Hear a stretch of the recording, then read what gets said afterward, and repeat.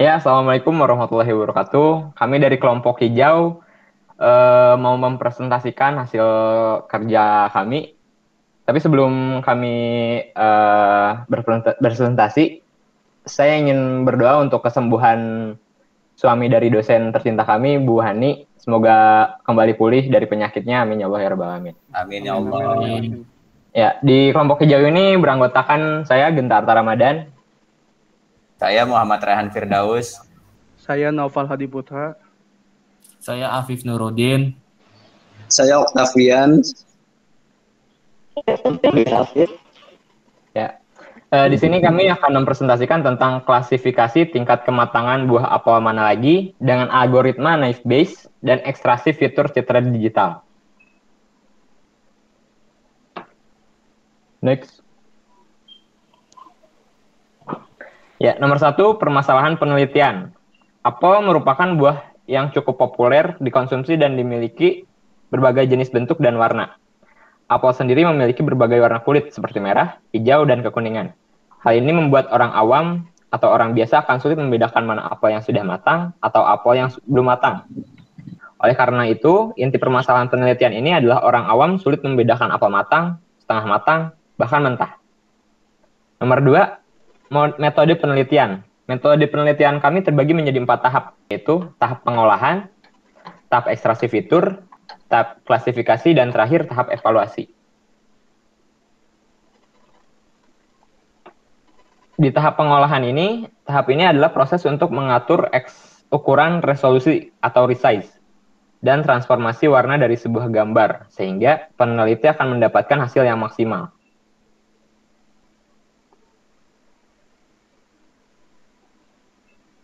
Di sini contoh tahap pra-pengolahan atau sebelum pengolahan. Jadi di gambar yang nomor 1 ini, gambar yang sebelum diatur resolusinya.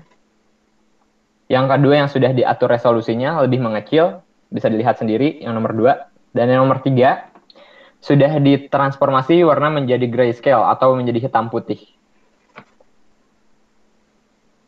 Selanjutnya akan dipresentasikan oleh Muhammad Rehan Firdaus. Halo, Assalamualaikum warahmatullahi wabarakatuh. Saya akan mempresentasikan tahap ekstraksi fitur. Tahap ini untuk memperoleh ciri dari citra apel, mana lagi mentah dan matang yang menggunakan ekstraksi fitur histogram yang menampilkan hasil berupa numerik. Pada penelitian ini menggunakan 6 fitur. 6 fitur ekstraksi, yaitu meliputi 1 fitur rata intensitas, fitur untuk mendapatkan histogram dan untuk memberikan informasi tentang penyebaran intensitas nilai piksel. Rata intensitas dapat dihitung dengan persamaan. Rumus tersebut M sama dengan L minus 1. Ini ya L minus 1 itu ada lambang sigma ya. Lambang sigma itu operator penjumlahan.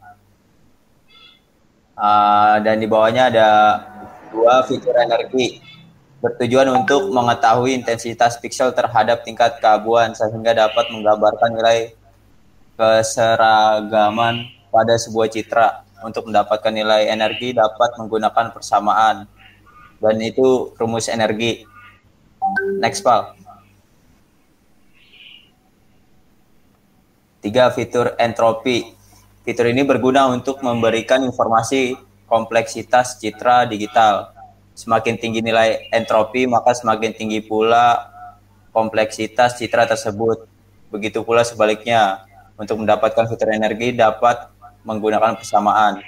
Dan ini adalah rumusnya di bawahnya. 4, fitur standar deviasi. Fitur ini berguna untuk mengetahui tingkat kekontrasan citra. Semakin tinggi kontras citra, maka semakin tinggi pula standar deviasinya. Begitu pula sebaliknya, fitur ini dihitung dengan persamaan. Dan di bawah juga ada rumusnya. Next. Dan selanjutnya akan dijelaskan oleh Noval. Di sini ada fitur sweetness. Fitur ini digunakan untuk mengetahui tingkat kesimetrian citra, atau sering pula disebut momen ordo ketiga. Nilai negatif menunjukkan distribusi kecerahan condong ke kiri terhadap rata, sedangkan nilai positif kebalikannya. Nilai fitur ini dihitung dengan persamaan. Nah, berikut persamaannya. Lalu yang keenam ada fitur smoothness. Fitur ini untuk mengukur tingkat kehalusan sebuah citra. Semakin halus citra, semakin tinggi, maka nilai R akan semakin tinggi tingkat kehalusannya. Begitu pula sebaliknya. Nilai ini dihitung dengan persamaan berikut. Nah, lalu masuk ke tahap klasifikasi. Tahap klasifikasi adalah suatu pengompokan data di mana data yang digunakan tersebut mempunyai kelas atau target, sehingga algoritma untuk menyelesaikan masalah klasifikasi dikategorisasikan ke dalam supervised learning atau pembelajaran yang diawasi. Maksud dari pembelajaran yang diawasi adalah data label atau target ikut berperan sebagai supervisor atau guru yang mengawasi proses pembelajaran dalam mencapai tingkat akurasi atau presisi tertentu. Nah, berikut contoh klasifikasi. Nah, di sini ada animals atau hewan atau binatang. Nah, ini klasifikasi yang pertama itu reptiles. Nah, ini ada serangga. Nah, ini ikan. Nah, ini klasifikasi burung. Dan ini mamalia. Nah, lalu algoritma naive Bayes. Setelah mendapatkan nilai 6 fitur ekstraksi, nilai tersebut akan diklasifikasikan menggunakan naive Bayes. Klasifikasi naive Bayes adalah klasifikasi statistik yang bisa memprediksi probabilitas sebuah kelas. Jadi probabilitas di sini maksudnya adalah peluang. Contoh kayak dadu. Dadu kan itu maksimal angka 6 ya. Jadi kalau misalkan peluang angka 4 berapa kali muncul yaitu 1/6. Lalu lanjut, klasifikasi naive Bayes mampu memprediksi kelas berdasarkan probabilitas sesuai fitur yang diberikan dan menentukan kelas mana yang paling optimal. Algoritma naive Bayes merupakan algoritma untuk klasifikasi dengan efisiensi komputasi dan akurasi yang baik, terutama untuk fitur dan jumlah data yang besar. Nah, ini oleh karena itu, naive Bayes classifier mampu bekerja sangat baik dibandingkan dengan model classifier lainnya. Dibandingkan dengan klasifikasi decision tree dan neural network, klasifikasi naive Bayes memiliki tingkat akurasi yang lebih baik daripada klasifikasi lainnya. Nah, ini teorema Bayes. Klasifikasi ini dihitung berdasarkan teorema Bayes yang memiliki persamaan berikut. Jadi, X ini data dengan kelas yang belum diketahui, C ini hipotesis data, P ini probabilitas, C-nya kelas, probabilitas hipotesis. Ini bisa dilihat, nah ini rumusnya. Nah, selain menggunakan klasifikasi naive Bayes, alternatif lain ialah klasifikasi menggunakan algoritma KNN. Yang berikut contoh algoritma naive Bayes. Nah, di sini ada dataset ya atau tabel yang terdiri dari ini sebutnya atribut. Nah, atribut ini isinya adalah record atau tuple. Nah, ini yang disebut dengan kelas. Nah, ini data yang dalam sini disebutnya dengan data training. Itu data yang akan diolah. Nah, ini untuk pengujiannya itu menggunakan data testing. Ya. Lalu selanjutnya, nah ini langkah pertama untuk mengklasifikasikan yaitu ini total ini jumlah totalnya ini 11. Ini 1 2 3 4 5 6 7 8 9 10 11. Nah, yang tidak mendapatkan bonus ada 3, 1, 2, 3. Yang mendapatkan 8. 1, 2, 3, 4, 5, 6, 7, 8. Nah, di sini P ini adalah probabilitas, C ini adalah kelas. Jadi artinya probabilitas kelas ya sama dengan 8 dibanding 11. Probabilitas kelas tidak sama dengan 3 banding 11. Masuk ke langkah kedua. Nah, kita menguji dengan data testing. Nah, di sini data testingnya itu pasca bayar. Nah, kita fokus ke atribut yang pertama dulu di bagian kartu. Nah, di sini kita cari yang hanya pasca bayar saja. Di sini ada 1, 2, 3, 4, 5, 6. Ada 6.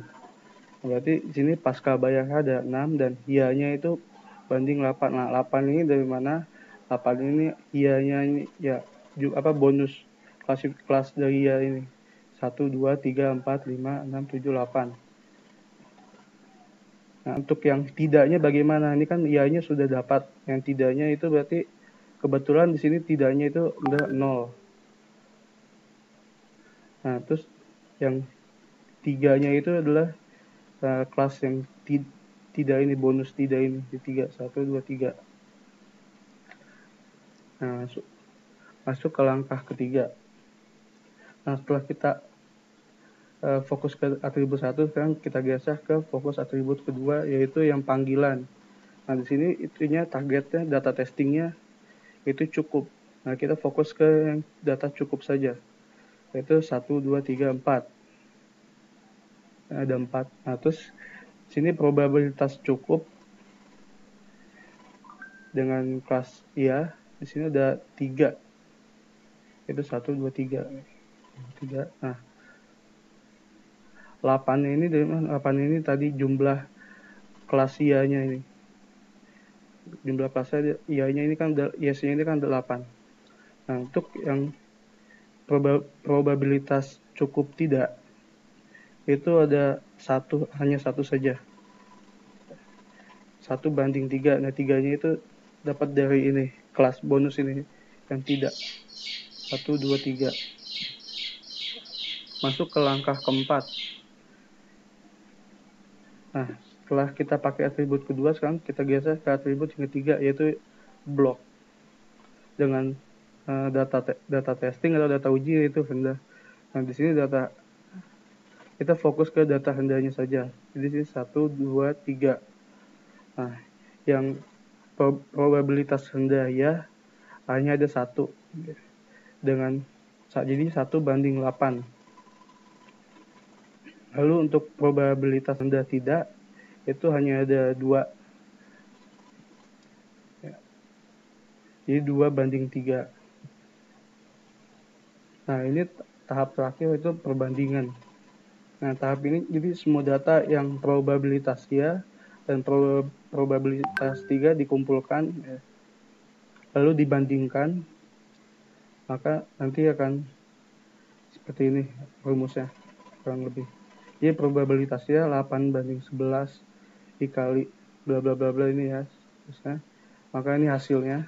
Lalu yang probabilitas tidak 3 banding 11, lalu selanjutnya maka hasilnya 0.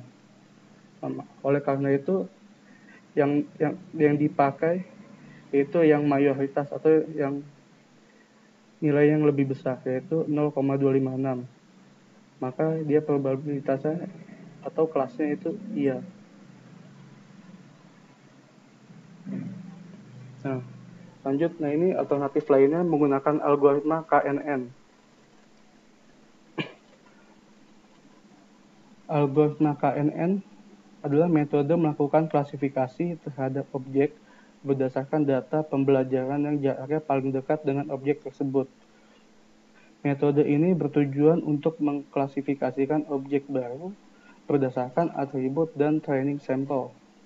Klasifikasi ini termasuk dalam supervised learning, di mana hasil contoh query yang baru diklasifikasikan berdasarkan mayoritas kedekatan jarak dari kategori yang ada dalam KNN.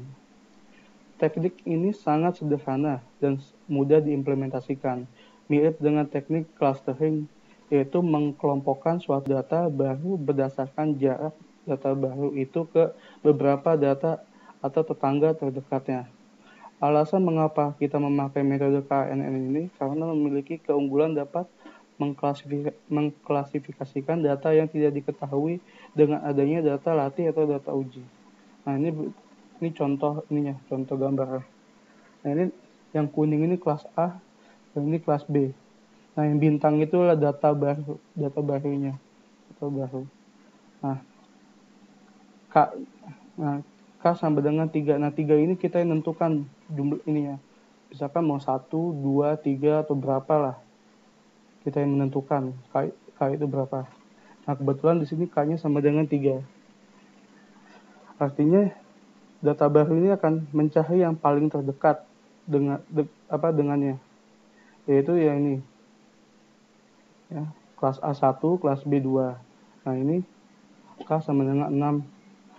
Dia akan mencari lagi yang paling terdekat dengannya, yaitu kelas A, ada 3, 1, 2, 3. Nah, selanjutnya data latih atau data training adalah data yang digunakan untuk melatih algoritma. Sedangkan data uji atau data testing adalah data yang digunakan untuk mengetahui performa algoritma yang sudah dilatih sebelumnya. Untuk mendefinisikan jarak antara dua titik, yaitu titik pada data training dan titik pada data testing, maka digunakan rumus Euclidean. Jadi Euclidean distance ini adalah perhitungan jarak dari dua buah titik dalam Euclidean space untuk mempelajari hubungan antar sudut dan jarak. Euclidean ini berkaitan dengan teorema Pythagoras dan biasanya diterapkan pada 1, 2, dan 3 dimensi. Nah, ini persamaan Euclidean-nya. Nah, ini DAB jarak Euclidean, X itu data ke-1, Y itu data kedua, I itu fitur ke berapa gitu.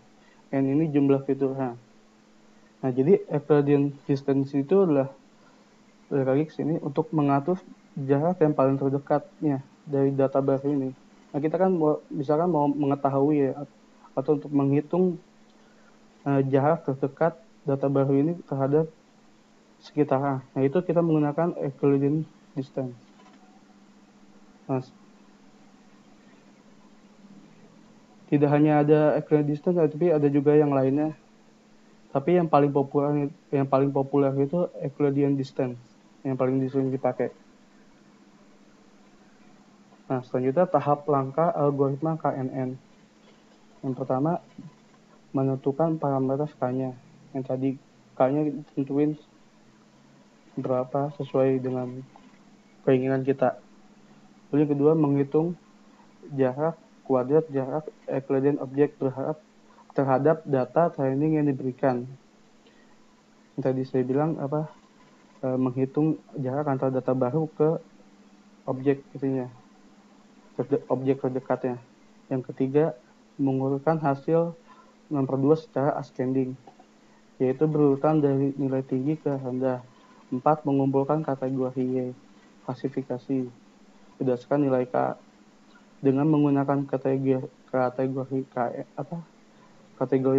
KNN ini yang paling mayoritas, maka dapat diprediksikan kategori objek. Nah, berikut contoh algoritma KNN. Nah, di sini ada sebuah tabel ya. Sini X, Y, dan kategori. Nah, ini dari 7 sampai 2 ini data trainingnya. Nah, 3, 5 datanya ini data ujinya atau data testingnya. Nah, langkah pertama itu kita tentukan nilai K-nya itu. Nah, kebetulan di sini nilai K-nya 3. Jadi kita ini mencari kategorinya ini ya, kelas ini. Nah, lalu langkah kedua, hitung jarak terdekat dengan menggunakan Euclidean distance. Nah, ini Euclidean distance rumusnya nih, rumus Euclidean distance-nya. Nah, 7 dikurang 3. 7-nya itu dari mana? 7-nya itu dari X yang pertama. Nih, X1 ini. Nah, 3 ini dari mana? 3-nya itu dari ini nih, target. Ya, data testingnya. Data testing. Nah, baru di kuadrat tambah. Nah, 6 ini yang Y1 ini. Nah, 5 ini dari yang ini. Data testing ini. Baru ini. Nah, ini hasilnya. Nah, begitupun yang ke bawahnya juga. Nah, kita sekarang sudah dapat ya hasil Euclidean distance-nya. Lalu lanjut ke tahap ketiga. Nah, setelah dapat Euclidean distance-nya ini, kita setelah dapat ini kita urutkan jaraknya dari yang nah, ini kan 1,41 ini berarti kan yang paling terendah ya, paling kecil. Nah, berarti ini urutan ke 1. Dan 2,82 ini berarti urutan kedua. 3 ini berarti urutan ketiga. 3,16 ini urutan keempat. Kebetulan ada 2, jadi 4 itu 2. 4,12 ini urutan ke-5. Nah, untuk ini apakah termasuk 3NN? Maksudnya adalah apabila 1 ini, K ini berarti 1 lebih kecil dari 3, maka dia ya. Kalau yang selanjutnya yang 2 ini, K-nya 2 lebih kecil dari 3 sama dengan dia. Nah, K-nya ini 3 sama dengan 3 itu ya. Nah, jadi nggak boleh lebih dari 3. Kalau lebih dari 3 itu berarti tidak. Contohnya seperti ini, K sama dengan 4, 4 lebih dari 3 sama dengan tidak, 5 lebih dari 3 sama dengan tidak. Gitu pun yang ini. Nah, setelah kita tentukan, masuk langkah keempat. Nah, langkah 4 itu menentukan kategori ya untuk KNN-nya. Di sini ada kategori ya untuk KNN pada kolom 6, kolom yang ini mencakup baris 3, 4, dan 5. Ya, 3, 4, 5, karena K-nya tadi kita kan 3 ya. K-nya 3, berarti yang diambil hanya 3 saja. Kita memberikan kategori berdasarkan tabel awal. Nah, tabel awal baris ketiga memiliki kategori bad dan 4, 5 memiliki kategori good. Nah, kita balik ke ini. Ini baris 1, 2, 3. Baris 3 bad, 4 good, 5 good. Berarti bad, good, good. Gitu pun juga di sini, bad, good, good.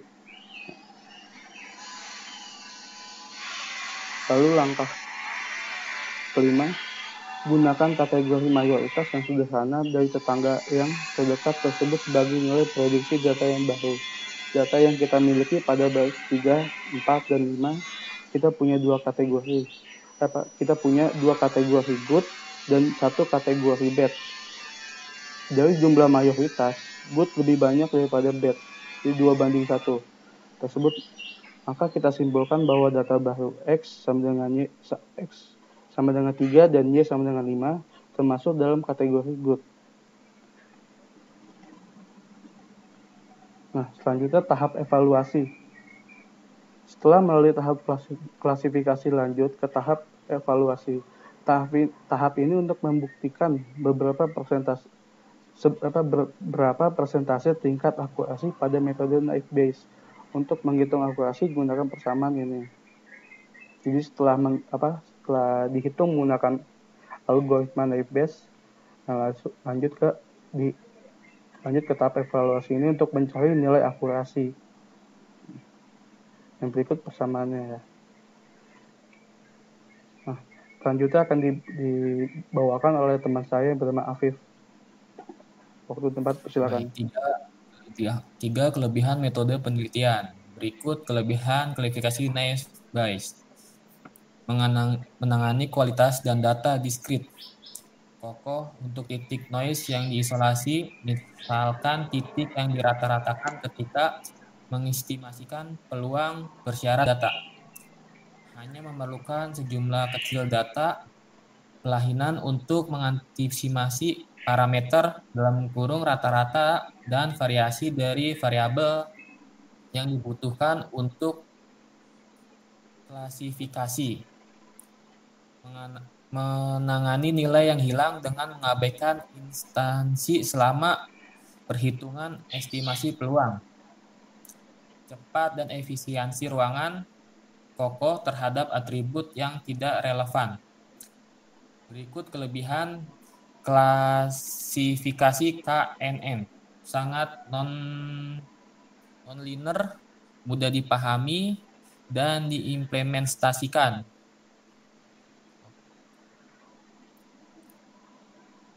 Sangat non-linear di sini merupakan salah satu algoritma modal pembelajaran mesin yang bersifat non-parametrik.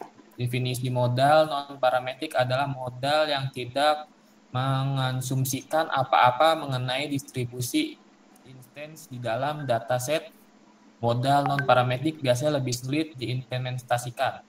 Namun salah satu kelebihannya adalah garis keputusan kelas yang dihasilkan oleh model tersebut bisa jadi sangat fleksibel dan non-linear, mudah dipahami dan diimplementasikan dari paparan yang diberikan dan penjelasan cara menghitung. Cukup jelas bahwa algoritma KNN mudah dipahami dan juga mudah diimplementasikan. Untuk mengklasifikasi instance X menggunakan KNN, kita cukup mendefinisikan fungsi untuk menghitung jarak antar instance, menghitung jarak X dengan semua instance lainnya berdasarkan fungsi tersebut, dan menentukan kelas X sebagai kelas yang paling banyak muncul dalam K-instance terdekat. 4. Tujuan penelitian. Tujuan penelitian ini ialah dibagi dua. Satu, mengetahui tingkat akurasi data citra buah apel mana lagi. Yang kedua, mengklasifikasikan buah apel berdasarkan tingkat kematangan menggunakan klasifikasi Naive-Bayes dan 6 ekstra fitur citra.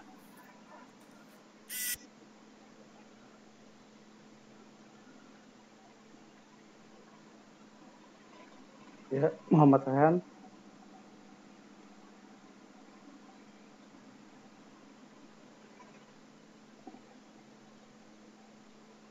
Ya, ini hasil penelitian. Ini tabel 1, data ekstraksi fitur citra training apel mana lagi kelas matang.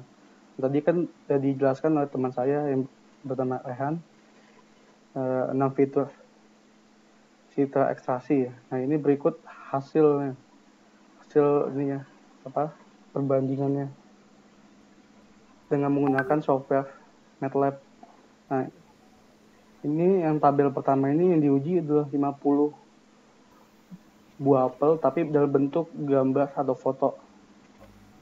Ini kita bisa lihat hasilnya ya.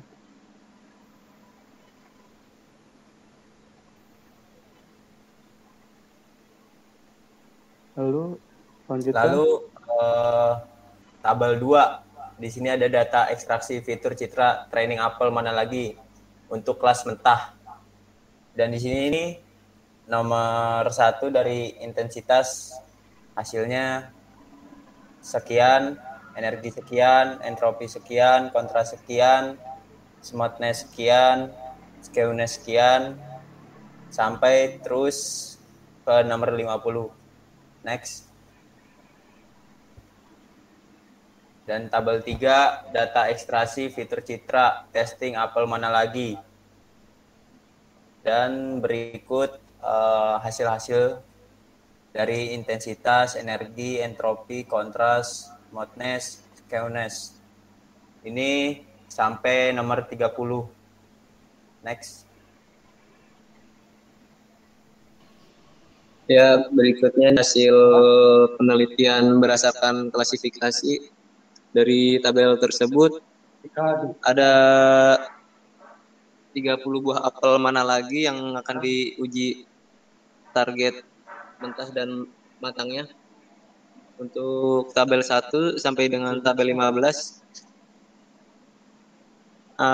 itu ada 15 buah apel yang diuji targetnya dengan target matang. Untuk nomor 1 hasilnya salah karena ditargetkan matang, ini hasilnya mentah. Untuk tabel nomor 2 target matang hasilnya mentah, salah juga.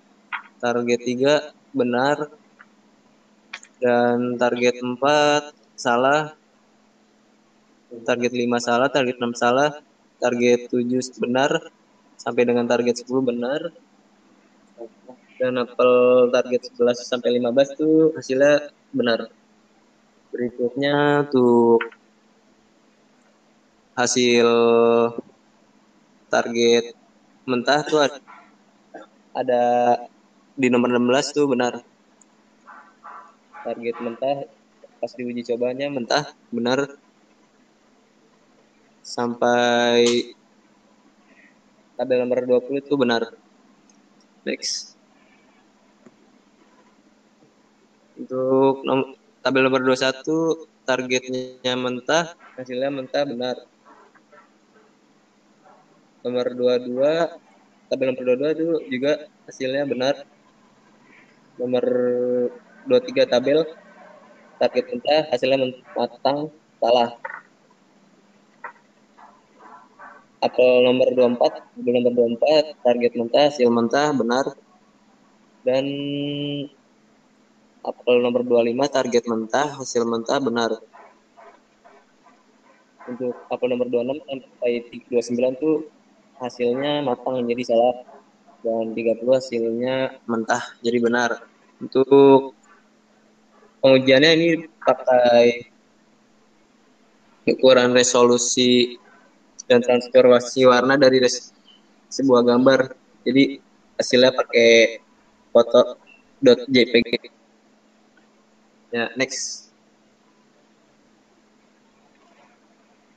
Dan analisa penelitiannya dari hasil tabel penelitian berdasarkan klasifikasi dari 30 citra buah yang diuji coba atau testing, dan menjadi 2 kelas yang terdiri dari 15 buah apel dan 15 buah apel lagi.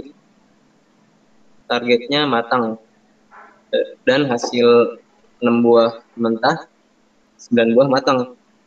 Terangannya 6 salah, 9 benar. Untuk 15 buah apelnya lagi targetnya mentah, hasilnya 5 buah matang, 10 buah mentah. Terangannya 5 salah, 10 benar. Dengan menggunakan algoritma Naive Bayes dan rumus akurasi, maka didapatkan tingkat akurasi sebesar 63%.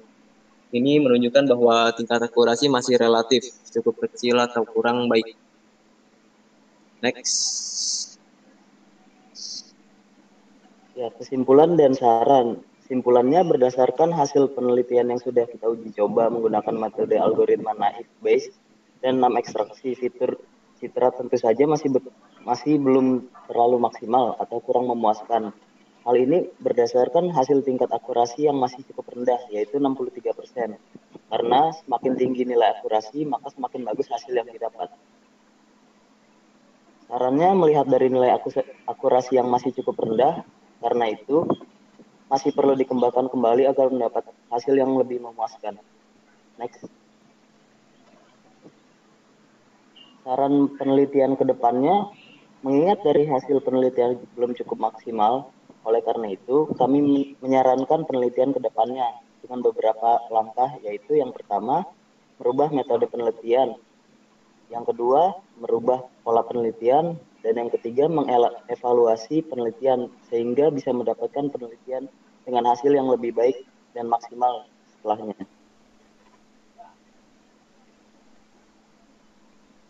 Ya, terima kasih sudah mendengarkan presentasi kami. Nanti kalau ada yang mau bertanya bisa langsung di WhatsApp langsung di grupnya. Ya, sekian dan terima kasih.